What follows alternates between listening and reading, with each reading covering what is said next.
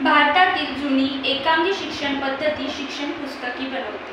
त्यामुळे शिक्षण पूर्ण करून बाहेर पडलेला विद्यार्थी हा व्यवहारात समर्थपणे सहभागी होऊ शकत नाही. म्हणूनच शिक्षणाला बाह्य जीवनाची जोड मिळणे, ते व्यवसायाभिमुख होणे गरजेचे आहे. नमस्कार, मी एकता नलावडे विषय मांडत आहे राष्ट्रीय शिक्षण धोरण 2020. भारतात कोठारी समितीच्या शिफारशीनुसार 1968 मध्ये पहिले शैक्षणिक धोरण सुरू केले गेले. 1992 मध्ये त्यात किरकोळ बदलही झाले. 2013 मध्ये शिक्षण हक्क कायद्याची अंमलबजावणीही झाली.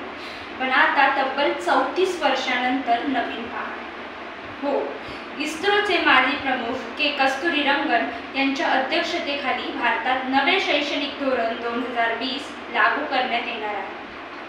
मित्रांनो, आधी 10+2 अशी शिक्षण प्रणाली होती, ज्यात 90 ते 95% गुण मिळवणारा विद्यार्थी शिक्षण क्षेत्राकडे वळून पाहत होता.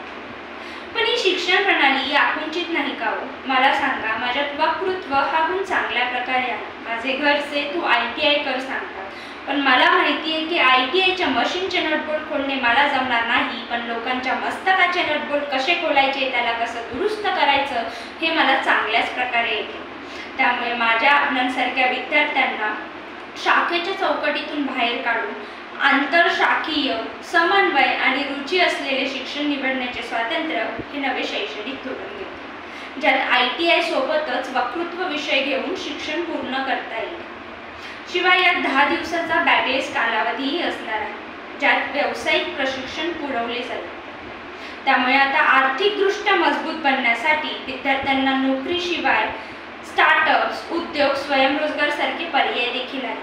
त्यामुळे विद्यार्थ्यांची शिक्षणातील गळती आणि आत्महत्या तर कमी होईलच, पण भारतही बलाढ्य आणि आत्मनिर्भर नक्की बनेल.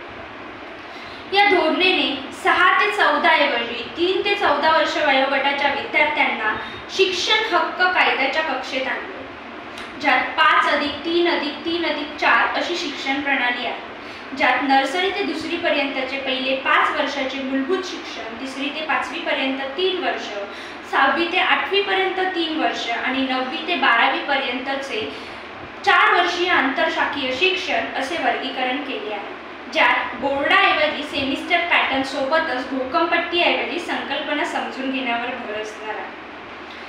त्यानंतर 4 वर्षाचा इंटिग्रेटेड संशोधनयुक्त पदवी कोर्सही असणार. त्रिभाषा सूत्रानुसार विद्यार्थ्यांना स्थानिक भाषेत शिक्षण घेणे शक्य जरी झाले असले तरी भाषा हे माध्यम स्थलांतरित जनतेला अडथळा तर बनणार नाही ना, गरीब व बहुजनांना इंग्रजीपासून दूर तर ठेवणार नाही ना, याची जबाबदारी आपण घेतली पाहिजे.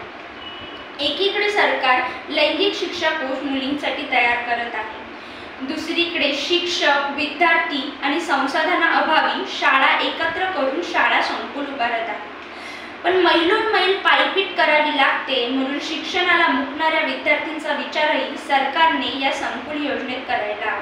कारण घरची सावित्री ही उंबरठ्याबाहेर पाठवणं सोपं नसतं.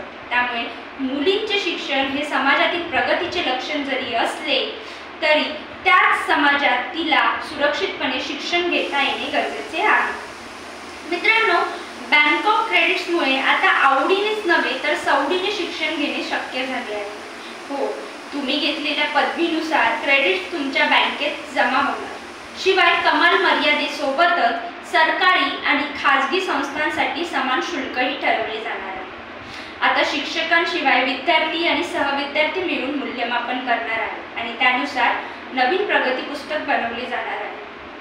दर्जेदार परदेशी विद्यापीठे हे भारतीय विद्यापीठांसोबत एकत्रित करणार असल्याने विद्यार्थ्यांमधला संवाद, शैक्षणिक देवाणघेवाण ही नक्कीच वाढेल. पण या सगळ्यात शिक्षणांचे खाजगीकरण होऊन समाजातील दुर्बल घटकांवर त्याचा परिणाम होणार नाही ना, अशी भीती आता मला वाटते. मंडळी, वामन दादा आपल्या गाण्यात म्हणतात, भीमा तुझ्या मताचे 5च लोक असतील, तर तलवारीच्या तयाचे न्यारेच टोक असतील. वाणीत भीम आहे पण कर्णीत भीम असतात. कर्णीत म्हणजे त्याची अंमलबजावणी झाली पाहिजे, ते राबवले गेले पाहिजे, तर वर्तन तुझ्या पिलाचे सारेच चोख असते. म्हणून कागदोपत्री नवीन शैक्षणिक धोरण 2020 सुसंगत असले तरी त्याची अंमलबजावणी चोख होणे गरजेचे आहे.